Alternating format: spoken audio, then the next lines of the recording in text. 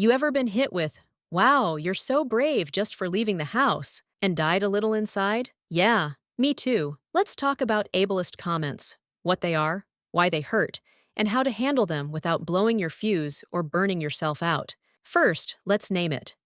Ableism is discrimination or prejudice against disabled people.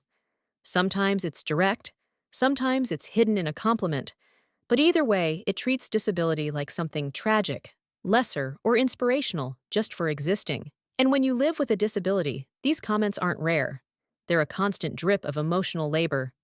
There's the well-meaning ones. God must have given you extra strength. You're such an inspiration.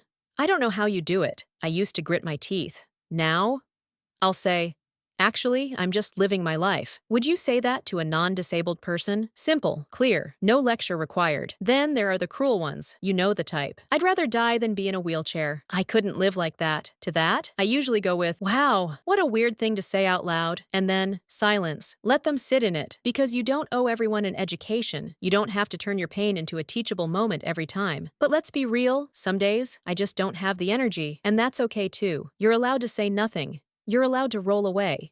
Your presence is not a public service. Here's the part no one talks about. Ableist comments aren't just annoying. They chip away at your humanity. They make you question whether your existence is respected or just tolerated. So when I respond, I'm not just defending myself. I'm reclaiming space. I'm setting the tone for how I expect to be treated. If you're watching this and you've been on the receiving end of those comments, let me say it clearly. You are not too sensitive. You're not overreacting. You're navigating a world that still has a lot to learn. And how you respond, or don't respond, is up to you. Some days, I shut it down with grace. Other days, I let it roll off my back. And when I'm feeling bold, I drop a one-liner and move on. Because you don't have to be nice to be worthy. You don't have to be quiet to be respected. You just have to exist. And that's enough. Got a go-to clapback or boundary move? Drop it in the comments. Let's build a toolkit together.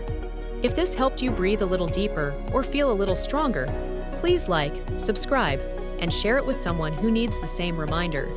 Because here on the Frugal Frankenstein, we're stitching ourselves back together with purpose, strength, and unapologetic independence.